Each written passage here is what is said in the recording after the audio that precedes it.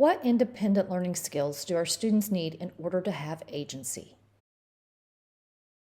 In the previous activity, you deconstructed commonly used instructional strategies into a subset of skills students need in order to perform independently using the strategy. But what if the students do not yet have those skills? According to the Harvard University report, Beyond Standardized Test Scores, Engagement, Mindsets, and Agency, agency can be predicted by what teachers ask of students and what teachers give to students. Let's walk through this concept using an example blended learning classroom. In this scenario, the teacher is using a station rotation model. Station 1 is a small group direct instruction with the teacher. Group 2 is online with students working through teacher-assigned digital content in the LMS and work in the online adaptive learning platform.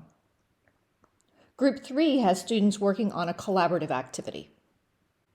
In order for the teacher to focus on the needs of her small group effectively, she needs students in groups 2 and 3 to work quietly.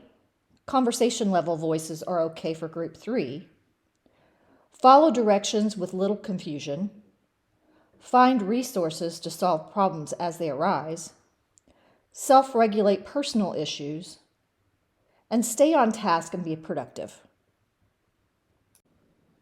In light of those needs, what do students do if their computer is not working, the headphones are not working, they don't understand the directions, they don't understand the content, someone is disrupting them, they finish, they don't know what to do next, they don't know how to complete a function with the keyboard, they don't know where to find their resources or supplies, they have conflicts with other students, they have difficulty staying on task or having high productivity.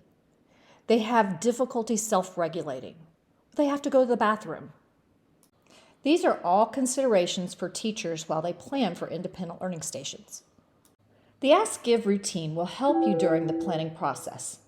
It will help you analyze what you are asking students to do and what scaffolds you need to give students to ensure their success if they lack the skills for self-direction.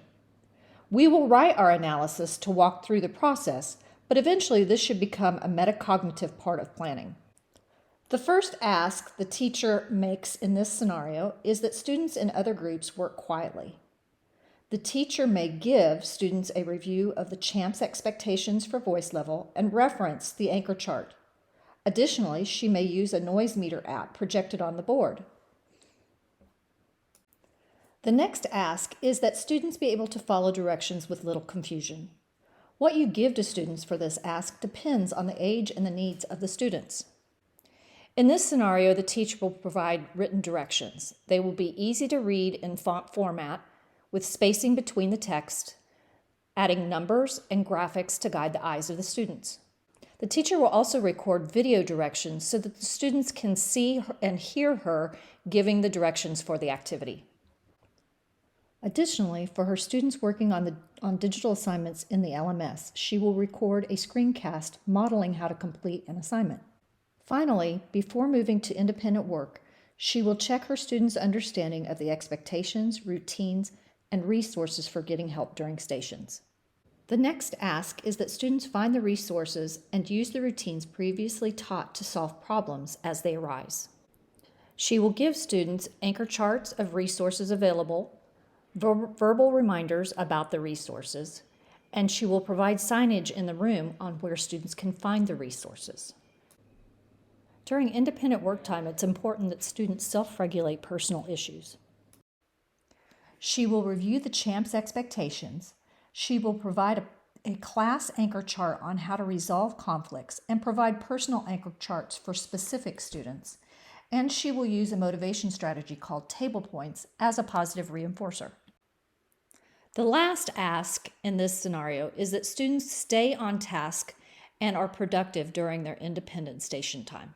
She will give a timer and clearly state the time allowed for each station as well as the pacing expected. Students will have their own personal tracking charts to mark as they complete tasks. And for certain students, she will give personal reinforcers and reminders to keep them on track. Remember, in order for us to help students become agents of their own learning, they need to have basic skills that will help them be successful as self-directed learners. Most students do not yet have these skills, so as you plan independent learning stations, be sure to think about what you are asking students to do and what you will give them to ensure success.